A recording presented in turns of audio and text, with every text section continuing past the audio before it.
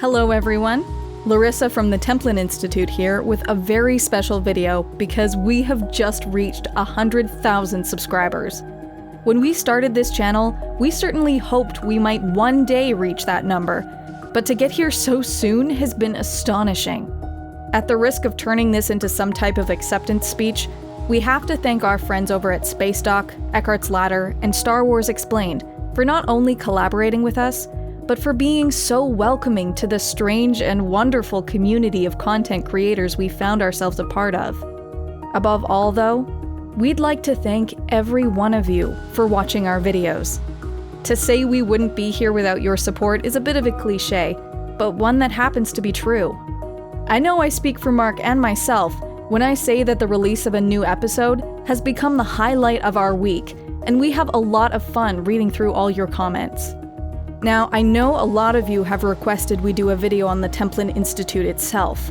There's been a lot of speculation regarding the so-called true nature of this channel, that we're some kind of interdimensional whatever, that I'm not who I appear to be. I'm sorry to disappoint you, but you're reading too much into it. All those clues people in our Discord server have uncovered are just glitches in our editing software, and I can say definitively that they have nothing to do with any.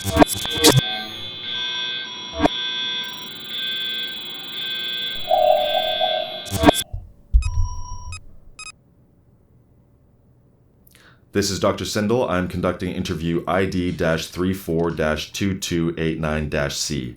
Present is Dr. Oleski and our subject Samantha Templin.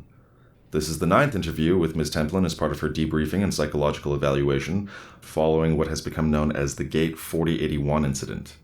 This interview is being recorded in Templin Debriefing Room 5. The time, if we can agree, is and the date is. Dr. Oleski, please briefly summarize the case for the record. On March, Ms. Templin conducted an unauthorized investigation into Gate 4081, destination still unknown. Ms. Templin was apparently within this dimension for no more than 2 minutes, during which time Templin Institute staff were unable to access Gate 4081 due to circumstances that have yet to be explained. Upon her return, Ms. Templin began acting erratically and was placed into medical confinement. Ms. Templin, would you please state your full name and date of birth for the record? What need does the universe have for a name? I was eternal and ephemeral, constant and concluding. Perfect. More nonsense. Ms. Templin, where did you go? Where did I go? Yes, Samantha, where did you go? What was inside Gate 4081? I went to a place you people wouldn't believe, where the mountains blow and the wind like leaves, and you don't need eyes to see. Samantha, please, I need you to concentrate. What happened inside? I only went where they had led me. At first there was only darkness, a great, hollow nothingness that went on forever. It's longer than you think. Longer than you think. Then they were all around me, pinpricks of light. They were stars. It was full of stars. They sped by, growing smaller and smaller, or perhaps I grew larger and larger until entire galaxies were brought before me, and with one hand I could touch the start of creation, and with the other grasp the end of all things. And in that fraction of an instant lay an eternity. I was that eternity. All around me, civilizations rose and crumbled, time ended and then began anew, 100 times and then 100,000, until there was no future, no past. Time was simultaneous, and all existence grew mundane in its repetition. My thoughts became reality, and all reality existed in my thoughts. Yet for all that power, I was nothing, trapped in a never-ending nothing. But not alone.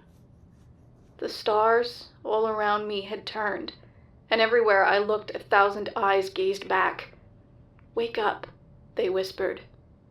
"Wake up and smell the ashes." Nothing could be heard against that deafening silence, but I screamed and screamed all the same. crying for mercy in the dark of the light. In Gate 4081 was the secret of existence, but there's a danger in secrets, both in seeking and in knowing.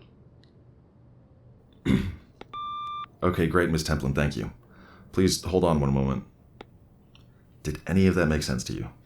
Not really. Lunch? Yeah, okay. Cafeteria stroganoff, I think. Okay, Miss Templin. I think we're going to call this here. Before we do, though, you mentioned you heard voices. Did they give you any indication of who they were? Did they say anything else to you? Yes. And what was that? We are watching you. So, I'll keep this brief and just say thanks again for sticking with us on our journey as we continue to investigate alternate worlds. The Templin Institute investigates alternate worlds and realities. If you've enjoyed this video and would like to directly support us, vote in polls to determine future topics, and receive some cool rewards, please consider pledging to our Patreon page.